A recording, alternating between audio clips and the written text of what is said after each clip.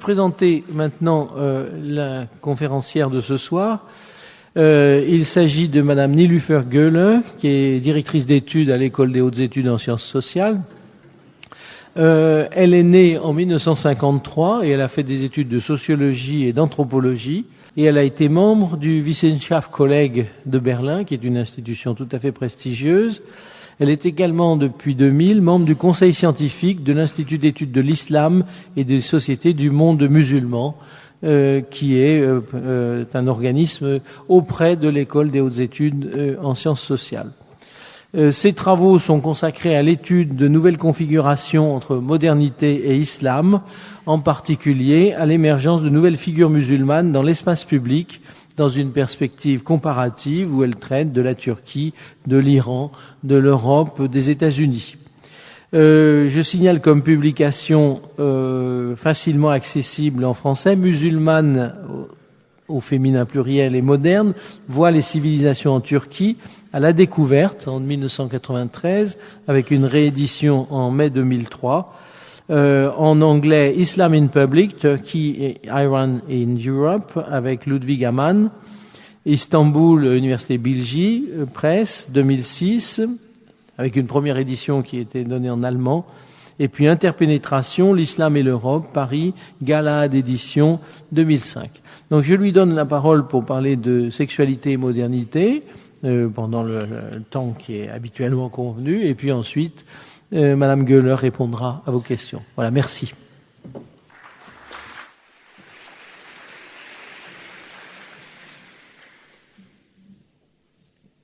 Je remercie à Yves Michaud de nous donner cette possibilité de recul et de pouvoir réfléchir d'une manière plus dépassionnée, je dirais, sur la candidature de la Turquie à l'Union européenne dans le cadre de l'Université de tous les savoirs.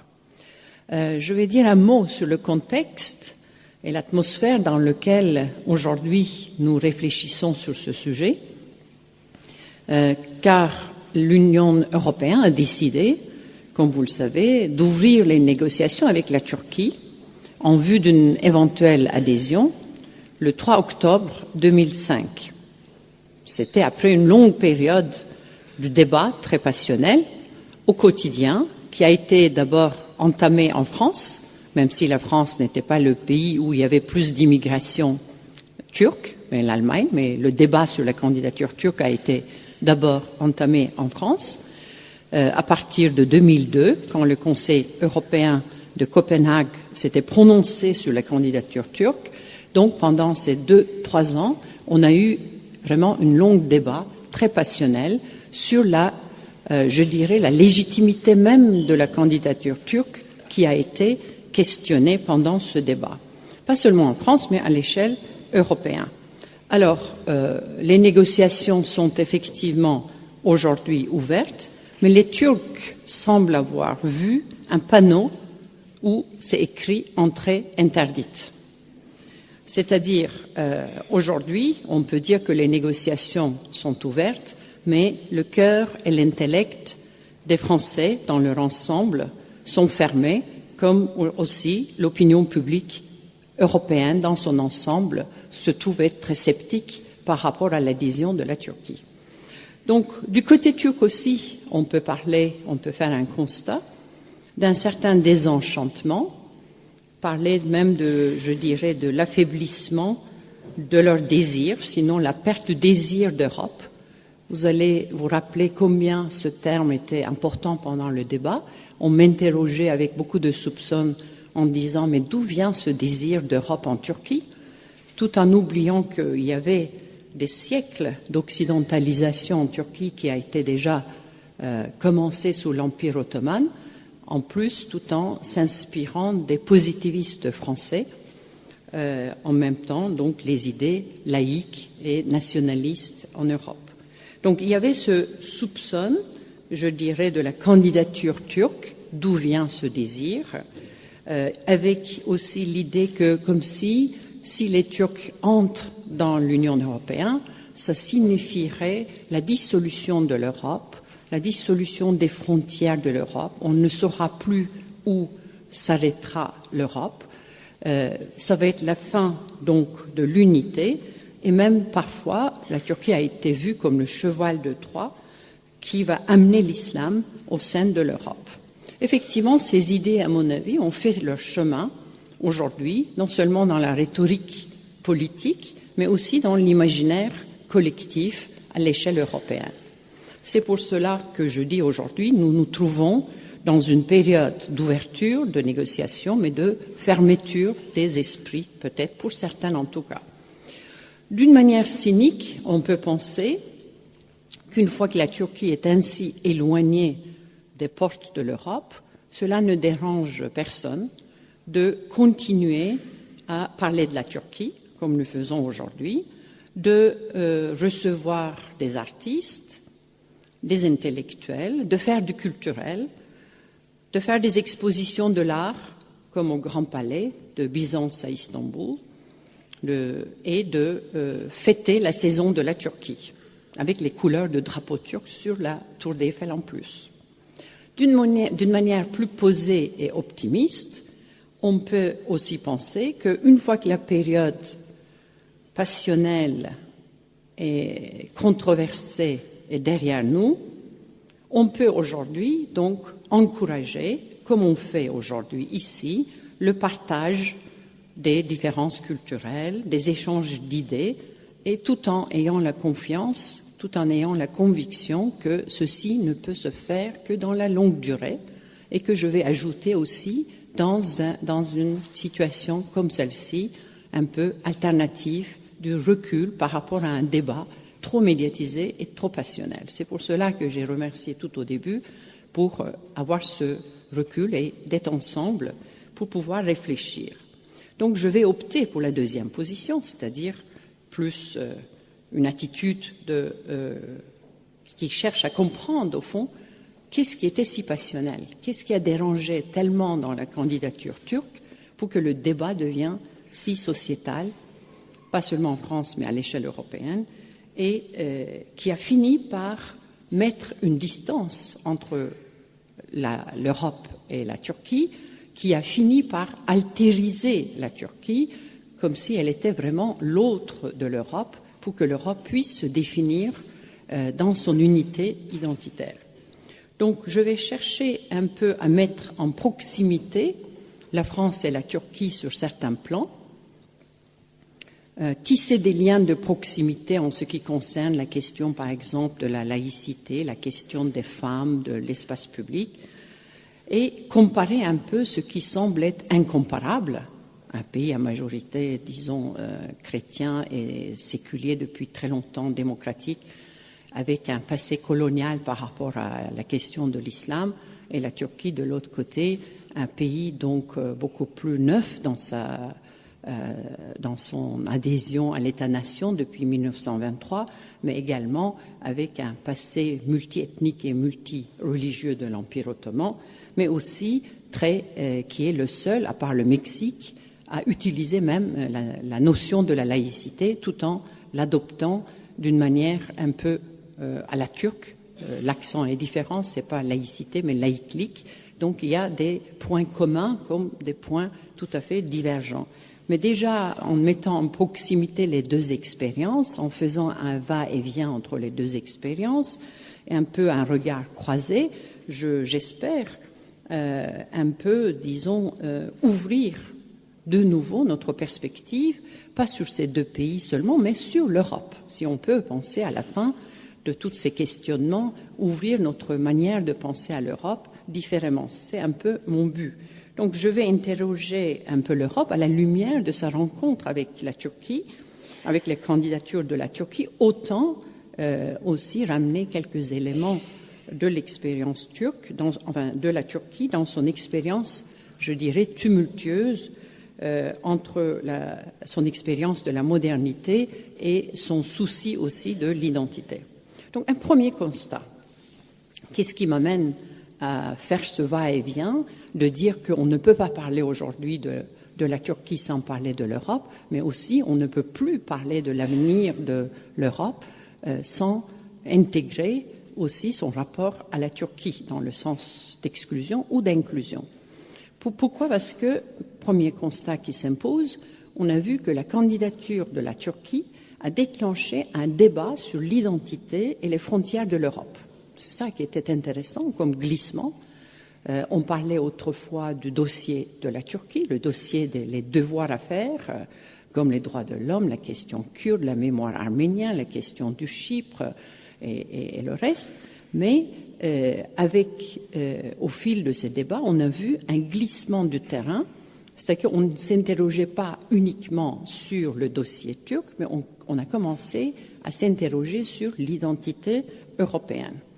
Donc la Turquie a servi de catalyseur, je dirais, pour engager une réflexion générale sur les valeurs culturelles de l'Europe.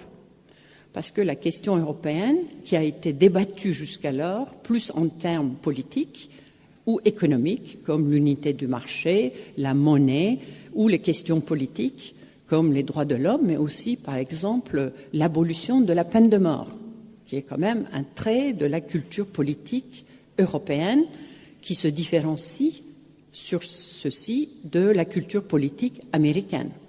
Par exemple, la Turquie, qui avait réalisé pendant la période des réformes à abolir la peine de mort, n'a pas été reconnue dans cette perspective comme un pas vers une politique européenne, mais a été un peu soupçonnée. Je me souviens d'avoir fait une réforme cosmétique. Le mot était cosmétique, c'est-à-dire superficielle et pour plaire aux Européens, mais pas une véritable avancée politique. Donc, c'est pour dire que le vrai débat, même s'il y a toujours le dossier politique, économique qui est très important, mais on a vu avec la rencontre, avec la candidature turque, l'Europe a commencé à débattre ce qu'on appelle les valeurs identitaires, culturelles de l'Europe. Donc, c'est pour dire, quand il s'agit de l'identité, ce n'est plus donc le domaine simplement des hommes politiques ou, comme on disait, des eurocrates à Bruxelles, mais ça devient une affaire de citoyens. Tout le monde commence à débattre sur la question de l'identité. Donc, dans ce sens-là, je pense que la Turquie a servi un peu comme un catalyseur pour que les sociétés, les citoyens en France, mais aussi dans l'ensemble des pays européens, commencent à réfléchir sur quelle Europe, quelle identité, quelle frontière. Donc, quand on parle d'une identité, bien évidemment, on cherche aussi à définir l'autre. Parce que d'ailleurs, certains hommes politiques disaient on a besoin de l'autre pour se définir. Donc, comme si la Turquie servait aussi parfois d'un lieu de différence pour que l'Europe retrouve une identité, une unité, peut-être dans les valeurs culturelles. Alors, la quête, deuxième constat, cette quête d'une affirmation de l'identité européenne a été accompagnée d'une mise en scène, aussi d'une mise en débat public de la question sexuelle.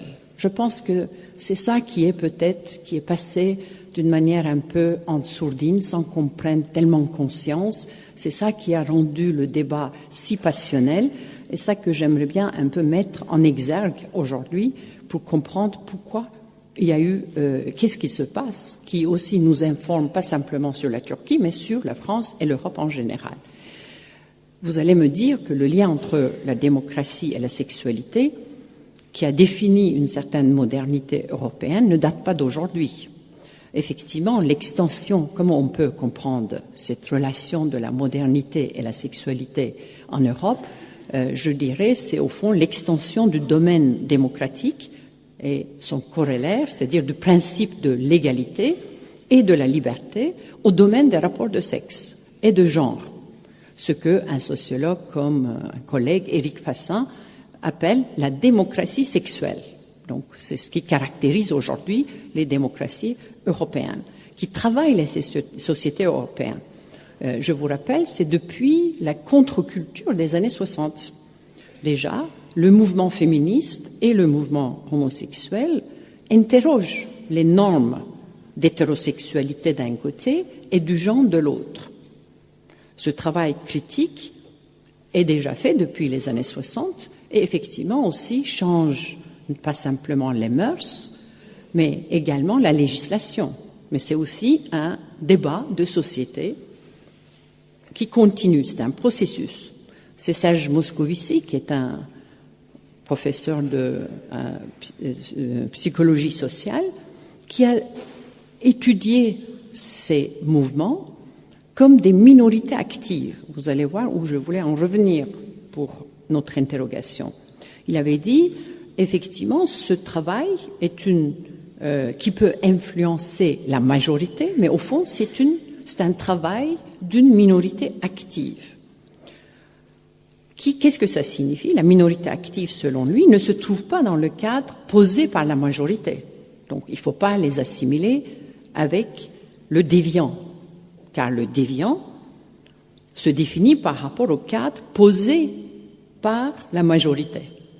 Tandis que la minorité active, selon Serge Moscovici, possède ses propres positions, son cadre, ses visées, qu'elle propose comme une solution de rechange dans un processus démocratique d'expérimentation. Il peut y avoir aussi la possibilité d'influence sur la population, sur la culture, disons, majoritaire. Je pense que c'est ce qui s'est passé depuis les années 60, et on peut appréhender la modernité démocratique comme un travail de ces minorités actives des années post-60, comme le mouvement féministe, comme le mouvement homosexuel, et il faut aussi ajouter, même si ce n'est pas notre sujet aujourd'hui, le mouvement écologiste, qui ont amené un nouveau répertoire dans le domaine de la vie politique. Ça qui est intéressant, c'est-à-dire que le domaine politique qui n'était pas ouvert à ces sujets, comme le sexe, le genre, par rapport à la question de la femme, les normes de l'hétérosexualité et l'homosexualité, et la nature, l'environnement en ce qui concerne le mouvement homosexuel. Alors, quand on parle de l'extension du domaine de la démocratie, de l'égalité, du principe de l'égalité et de la liberté au domaine de la sexualité, il faut savoir que chaque fois, il y a une invention d'un vocabulaire. On a besoin d'un vocabulaire pour comprendre, pour dénicher les inégalités. Donc, ce travail, disons, des minorités actives, cette démocratie sexuée, est accompagné par une nouvelle sémantique qui a, par exemple, pour dénommer, pour dire les inégalités de genre et les dépasser. Comme, vous pouvez ajouter à la liste, mais parité, qui est entrée dans notre vocabulaire, harcèlement sexuel, homophobie, mariage de même sexe, homoparenté, discrimination positive. Donc parfois juste pour nommer le problème, mais ensuite parfois aussi savoir comment on peut dépasser les inégalités. Aujourd'hui, les publics européens considèrent comme acquise l'égalité des sexes et la liberté sexuelle font partie de leurs mœurs et de la vie commune contemporaine, on pense. Ils se trouvent, par contre, confrontés aujourd'hui à un autre répertoire politique de la différence culturelle, celui que j'appellerais un peu d'une manière raccourcie de l'islam, même si ce n'est pas que de l'islam. Mais il y a un autre répertoire aujourd'hui politique qui se confronte. Et un autre champ sémantique, déjà, qui est entré dans notre vocabulaire, émerge aujourd'hui dans les débats publics européens. Par exemple, le foulard islamique. On a commencé le débat en France avec le foulard. Aujourd'hui, il y a aussi le glissement sémantique ou innovation, une pluralité du vocabulaire pour nommer les formes de se couvrir aujourd'hui. Donc, comme du foulard, on est arrivé au voile islamique, au hijab, au niqab, et même aujourd'hui, la fameuse controverse sur la burqa. Alors, ce vocabulaire était complètement, par contre, étranger au débat public en français. C'est un apprentissage d'un vocabulaire. Quand il y a des problèmes aussi de nommer, de comprendre les nouveaux phénomènes, on cherche. Et parfois, on pense que si on trouve le mot, l'origine arabe ou ethnique du problème, comme le burqa qui est lié avec, on pense, les talibans, donc on pense qu'on est plus près de la réalité. Mais souvent, ce n'est pas le cas, parce qu'il faut inventer parfois des nouveaux un nouveau vocabulaire. C'est Jacques Derrida qui disait il faut que le chercheur commence à réfléchir quand il y a un décalage entre ce qu'on voit dans la réalité et les mots qu'on n'arrive pas à complètement nommer. C'est-à-dire qu'on est en panne aussi, dans un certain sens, d'une manière sémantique, pour comprendre vraiment ce qui se met en place. Mais en tout cas, donc, ce nouveau sémantique qui a accompagné la question du voile ou le foulard, mais aussi d'autres répertoires que je peux appeler sexués, comme crime d'honneur, mariage forcé, valeur de virginité, homophobie. Certains d'ailleurs de ces phénomènes, on pensait à les avoir oubliés. Quand on lit la modernisation entamée en Turquie au cours du XIXe siècle, tous ces sujets étaient déjà traités. Par exemple, l'amour libre, ça faisait partie déjà d'une avancée, d'un pas vers la modernisation, vers la liberté, déjà dans les romans du XIXe siècle. Donc l'amour libre, ça veut dire contre le mariage arrangé, contre le mariage forcé.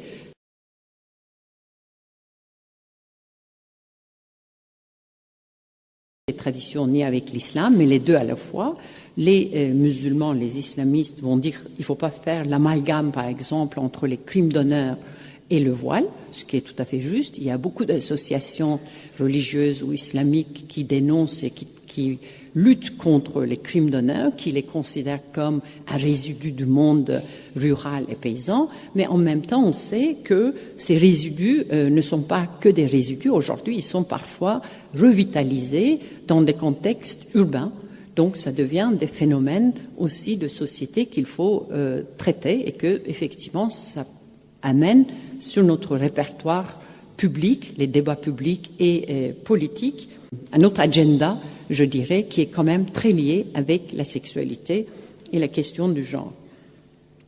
Alors, ceci déjà, cette petite note que j'ai développée, cela déjà nous amène à une note peut-être pour dire que les nouvelles formes de l'islamité aujourd'hui, c'est effectivement à la fois une certaine distanciation des traditions, on peut dire, et certains penseurs comme Olivier Roy va dire que aujourd'hui l'islam n'est pas lié avec une culture, la religion se coupe d'une certaine culture, ou alors aussi on voit à l'inverse radicalisation de certaines traditions qui ont pensé complètement derrière nous, même parfois le mariage par exemple religieux, qui revient à la mode, enfin entre guillemets, qui devient des pratiques parfois volontaires adoptées des musulmanes en Europe.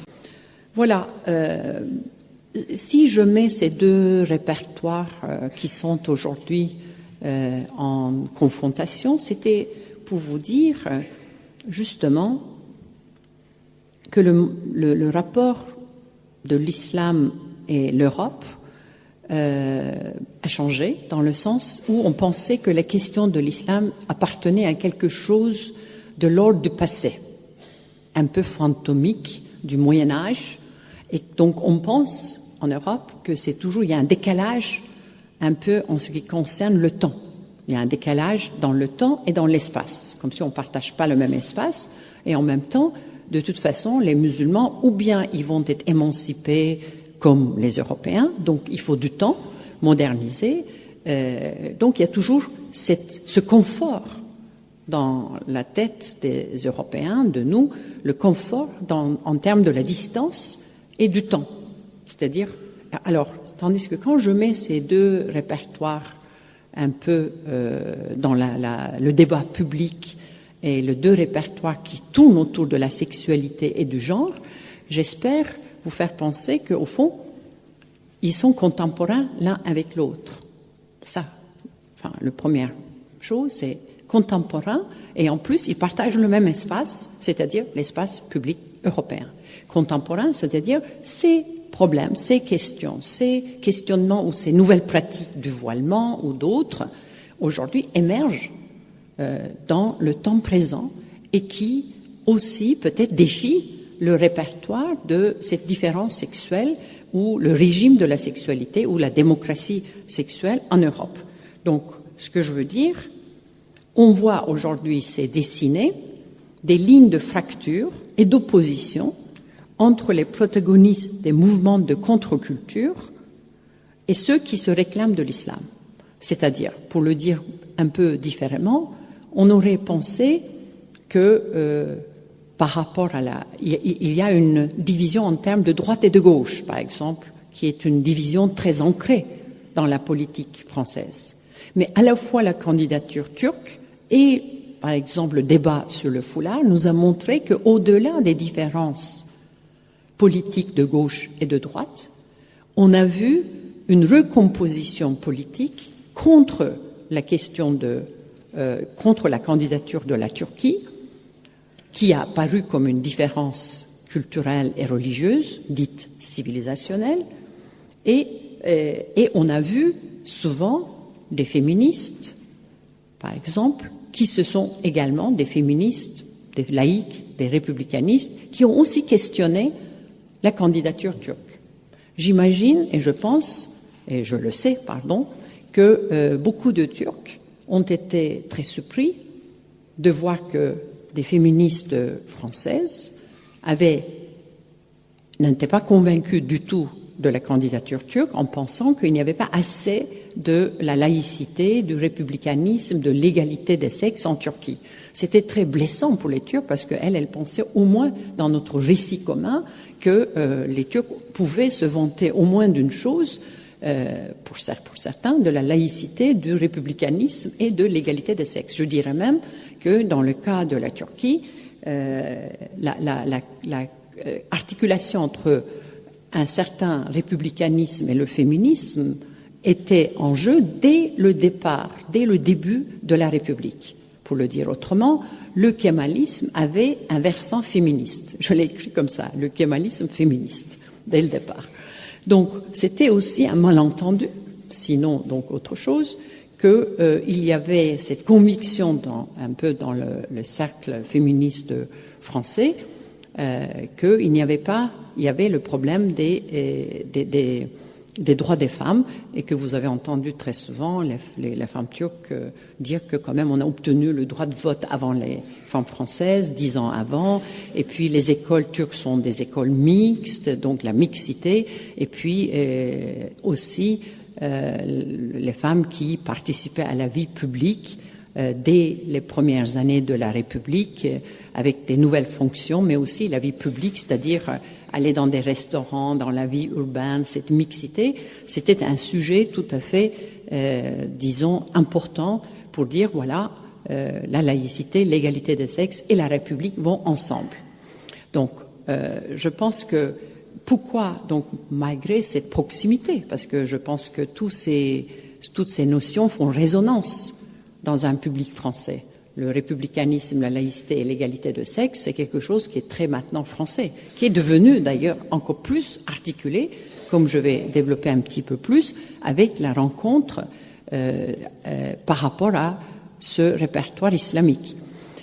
Donc pourquoi, malgré cette proximité, cette distanciation de la Turquie, justement la Turquie est la pierre maîtresse de cette rencontre, justement, comme on disait, à la fois comme pays d'immigration en Europe, même si c'est pas en France, mais plutôt en Allemagne, mais d'autres pays, et comme pays candidat à l'Union européenne. Et elle fait résonance, la Turquie aussi vit en son sein, à la fois résonance, donc elle fait résonance d'un côté avec l'immigration musulmane en Europe et les questions qui sont liées à l'affirmation de l'identité islamique. De l'autre, elle fait résonance, comme je viens d'indiquer, avec la laïcité française, le féminisme républicain et même, je dirais, la démocratie sexuelle en Europe. C'est pas du tout un sujet étranger à la Turquie. Dernièrement, d'ailleurs, dans la police, est-ce qu'il peut y avoir des polices homosexuelles ou pas? D'ailleurs, la notion gay même a été utilisée par les officiers de la police, est en cours comme controverse. Ça ne veut pas dire que c'est accepté, mais la question même de l'homosexualité dans la fonction publique commence à être débattue. Donc la Turquie vit en son sein des dynamiques similaires à celles de la France et de l'Europe. Elle témoigne l'apparition de l'islam comme un nouveau cadre identitaire et imaginaire dans la vie publique, politique et intellectuelle. En même temps, elle souligne son attachement aux valeurs laïques. Donc, une question qu'on se pose en Turquie, en France, en Europe, c'est un peu commun. Comment s'accommoder la laïcité et l'islam sans l'autoritarisme de l'un ou sans le communautarisme de l'autre. Donc, comment les principes de la laïcité qui permettraient la pluralité, disons, des religions, c'est important, la pluralité des points de vue, athées ou religieux, d'un côté, et de l'autre, comment l'islam qui apparaît aujourd'hui dans la vie publique et politique sans compromettre les libertés individuelles. Je pense que, comme encore un point commun, c'était le voile islamique ou le foulard islamique dans les deux pays comme emblème un peu de cette rencontre confrontationnelle entre la laïcité et l'islam. Alors, comme vous le savez, dans le cas de la Turquie, c'est l'interdiction dans les universités, et dans le cas de la Turquie, et dans le cas de la France, c'est l'interdiction dans les écoles publiques. Mais dans les deux cas, quand même, on peut dire, pour aller vite maintenant, aujourd'hui, au fond, c'est un défi, le voile islamique, à une mise en question, une interrogation, je dirais, des normes esthétiques et éthiques d'un modèle de femme qui serait défini comme libre et émancipé. Je dirais donc il y a un modèle de la femme aujourd'hui qu'on a l'habitude, depuis le féminisme, c'est, je dirais, il y a un régime de sexualité et de féminité. On pense que pour être libre, il faut une certaine apparition, un certain paraître et un certain régime de sexualité qui fait que si le débat était si passionnel, je pense que justement les femmes musulmanes, les jeunes femmes musulmanes qui portent le foulard aujourd'hui met en scène une autre forme de féminité, sexualité et religiosité qui met en question peut-être les normes féministes. Alors, pour avancer dans notre interrogation, si on continue à voir dans ces pratiques de ces filles, surtout dans un contexte pluraliste comme la France et la Turquie, pluraliste dans le sens où c'est pas imposé, pas dans tous les cas en tout cas, mais choisi, adopté et adapté, est-ce qu'on peut dire que cette manière d'être à la fois pieuse, religieuse, et en même temps qui revendique sa participation à la vie publique, ne met pas en avant une autre notion du sujet féminin, pieux et public à la fois, comme je le dis, qui signifie en même temps une nouvelle expérimentation, une nouvelle expérience sociale inédite. Pourquoi ? Parce qu'il y a une distanciation nécessaire, en tout cas une tension à la fois par rapport à l'orthodoxie religieuse, par rapport au dogme d'un côté, mais aussi par rapport au féminisme assimilateur et séculier. Elle se trouve, je dirais, dans une double contrainte. On peut penser, pour revenir à la notion de minorité active, elles sont aussi des minorités actives par rapport à l'islam de majorité, mais aussi par rapport aux normes prévalentes dans les sociétés comme la Turquie ou la France. Elles se trouvent dans une double contrainte, comme je vous ai dit, vis-à-vis des préceptes islamiques, qui ne permet pas cette expérimentation, qui l'interdit même l'expérimentation, et qui renvoie à l'idée de la ségrégation des sexes, qui donc condamne la mixité des sexes dans la vie publique, déjà. Donc, pas en conformité avec l'orthodoxie religieuse, mais aussi cette double contrainte vis-à-vis des féministes, assimilationnistes, je dirais, qui leur nient toute capacité d'action parce qu'on pense que c'est pas elles qui choisissent, mais elles sont imposées par leurs frères, leurs maris, leurs cadets, sinon la communauté. Donc toute capacité d'action, mais aussi d'interrogation et d'innovation. Je peux penser, je peux suggérer, au fond, qu'elles vivent aujourd'hui, elles cherchent à vivre, effectivement, dans un espace d'expérimentation entre les dogmes de l'orthodoxie et les normes de féminisme. Elles se distancient des deux, mais elles se nourrissent aussi des deux. Je ne peux pas dire aujourd'hui qu'une fille voilée qui va à l'université, à l'école, critique l'orthodoxie religieuse. Il y a effectivement cette tension, il y a à la fois cette volonté de se sourcer pour définir un nouveau cadre comme une minorité active qui ne veut pas accepter le cadre donné, imposé par la société majoritaire, et dans ce sens-là qu'il y a une minorité active, il y a une tension, ça lui donne un cadre de référence pour se constituer, mais en même temps il y a une tension parce que chaque fois qu'elle va vers la vie publique, elle est en tension, en contradiction avec les normes religieuses traditionnelles et islamiques à la fois. Mais de l'autre côté, elle n'est pas tellement, par rapport au féminisme auquel elle fait référence, elle n'est pas non plus tellement, je dirais, tendue la main pour dire, voilà, il y a une expérience qui peut aller dans le sens commun du féminisme, mais au contraire. Alors, ce qui s'est passé dans les deux pays, la France et la Turquie, on a vu la recomposition, je dirais, du féminisme des années 70 autour des valeurs de la laïcité et de l'autorité républicaine.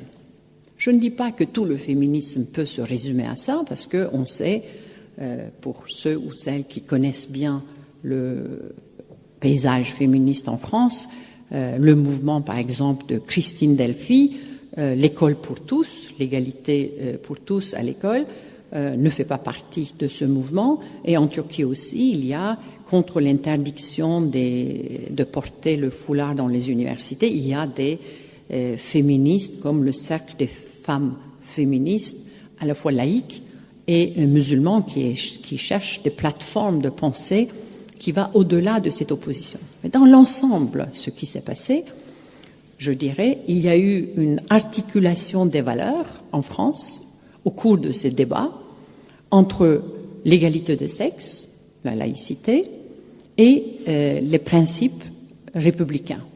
Je pense que ça, c'était tout à fait, c'est très proche ce qui s'est passé avec ce qui s'est passé en Turquie.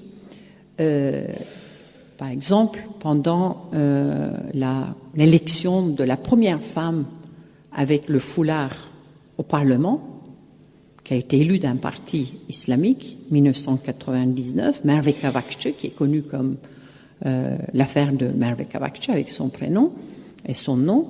Elle a fait son entrée, justement, parce qu'elle a été élue, elle avait fait sa campagne avec son petit foulard, mais une fois qu'elle avait franchi les portes d'entrée au Parlement, elle a été rejetée, effectivement, avec l'appui aussi, la demande du féminisme républicain et au nom de la laïcité du Parlement.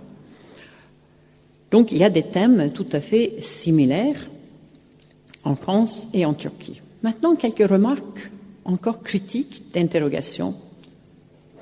Premièrement, d'une manière un peu paradoxale, dans les deux pays, au nom de l'égalité des sexes, on peut penser que c'est une politique de discrimination de sexe.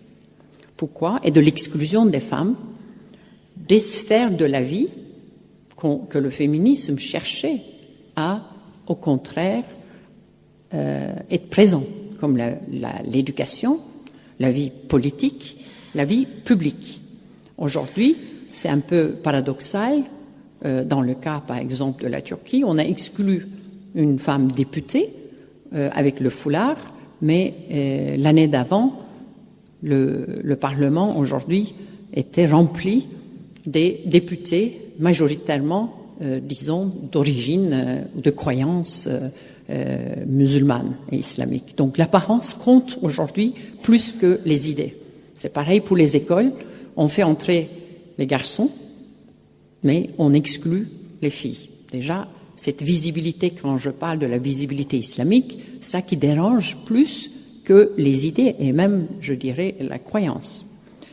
Alors, deuxième remarque, le féminisme, donc, qui est quand même à la base de cette démocratie aujourd'hui qu'on peut appeler de la sexualité, avait la force de parler au nom de toutes les femmes, indépendamment de leurs origines, de classe sociale, de leur éducation, de leur niveau d'éducation ou de la religion. Aujourd'hui, on voit une séparation et une opposition entre les femmes voilées et les femmes, disons, émancipées, les femmes musulmanes et le reste. Et je pense que cette rencontre même a ravifié le discours féministe aujourd'hui en Europe et ce côté républicain, en même temps en Turquie. Troisièmement, encore peut-être plus critique sur le plan philosophique, on peut se demander si cette démocratie, cette modernité sexuelle et son corollaire, le principe de l'égalité, se pervertit au nom d'un universel devenu hégémonique au point d'imposer un mode de croire, de faire et de paraître qui annihilerait toute liberté pour la singularité de l'expérience et de l'expérimentation. Alors, la place de la législation dans tout ça, dernier point critique ou d'interrogation. Est-ce que la législation dans les démocraties, c'est un outil de transformation sociale ou, au contraire, un obstacle à l'expérimentation, au changement social?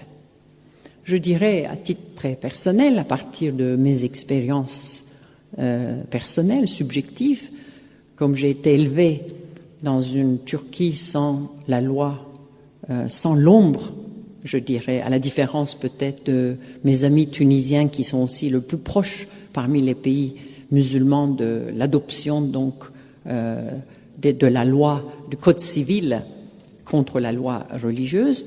Mais je dirais, il n'y avait même pas eu l'ombre de la charia dans notre manière d'être élevé.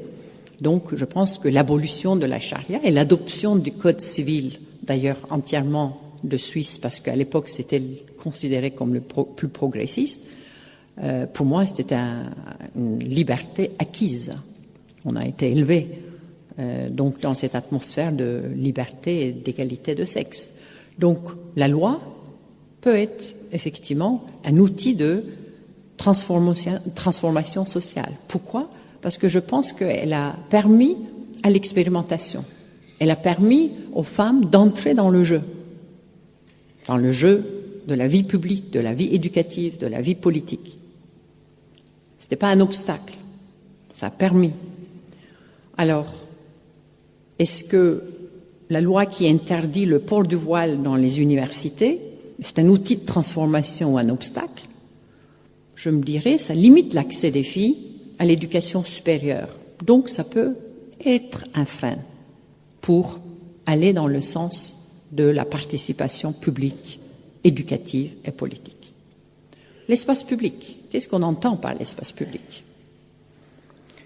Est-il un lieu, un espace qui permet, encore le mot de l'expérimentation, la rencontre de la pluralité des perspectives culturelles et religieuses, ou alors, au contraire, c'est là où il y a une homogénéité? Parce que quand on pense que l'espace public doit être neutre, au fond, je pensais que la neutralité aurait permis la pluralité. Mais parfois, si au nom d'une neutralité laïque, on dit voilà les normes et on exclut les autres, dans ce cas-là, l'espace public est plus lié avec l'autorité étatique et moins une perméabilité, disons, sociale. Ça ne permet pas les problèmes sociaux émerger dans la vie publique. Donc, ça freine la pluralité également. Si l'espace public est un lieu donc de consensus, ou au contraire, là où il peut y avoir la pluralité des perspectives culturelles et religieuses. Hannah Arendt, philosophe, parle de la sphère publique, là où les citoyens se rendent visibles les uns aux autres, dans leurs différences. Et l'espace public, pour elle, ne peut y avoir que dans la pluralité des perspectives. D'emblée de jeu, parce qu'on a des positionnements différents, qu'il y a la pluralité des perspectives. On ne peut pas penser à l'espace public comme une unité. D'ailleurs, je dirais, c'est dans ce sens-là que les politologues ont déjà attiré l'attention au danger de l'opinion publique, comme Marcel Gauchet, qui a dit l'opinion publique, ou Pierre Zanvallon, qui dirait comme si l'opinion publique reflète une unité, comme si les différences des opinions publiques se retrouvent dans une certaine unité, comme l'humeur des Français. Les Français pensent comme ça, les Turcs pensent comme ça. Est-ce qu'ils désirent toujours l'Europe ou ils ne désirent pas?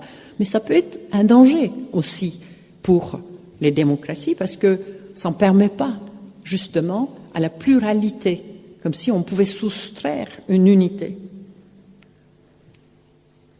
Pour revenir à mes notions aujourd'hui de départ pour travailler un peu, on peut se poser la question autrement. La sphère publique est-elle un lieu, est-ce qu'elle est un lieu où les minorités actives peuvent faire émerger leur interrogation des normes prévalentes et poursuivre leur expérimentation, ou alors un lieu où se dressent des frontières, se dessinent des écrits, des signes, comme sur le panneau « Entrée interdite ». Je vous renvoie, entrée interdite, j'avais déjà cité au début de mon texte en disant les Turcs ont cru avoir vu entrée interdite malgré l'ouverture des négociations au 3 octobre 2005. Je termine en vous renvoyant et en lisant un extrait d'un texte d'Orhan Pamuk qui vient d'être publié en français, le titre « D'autres couleurs », et il a été lu au théâtre de l'Odéon par lui-même et Fanny Ardant dans le cadre de la saison turque la semaine dernière. Je m'excuse de remplacer la voix de Fanny Ardant.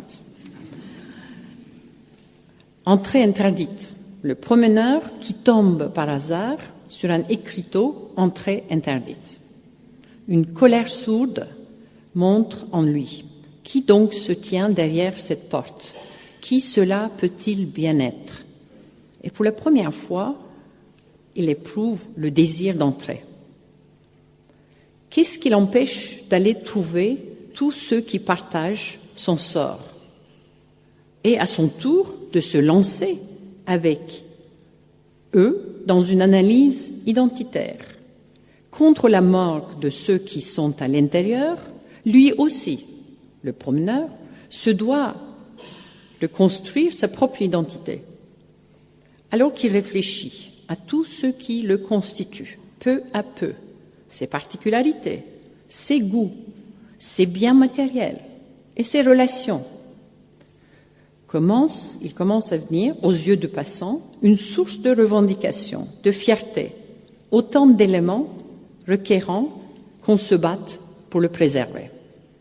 Orhan Pamuk n'a pas ajouté à la liste des particularités ses goûts, ses régimes de sexualité, ses normes. Mais pour revenir au début, on a vu l'affirmation identitaire de l'Europe, à mes yeux, comme celle de l'islam, conduit à une politique d'exclusion mutuelle, entre eux interdite.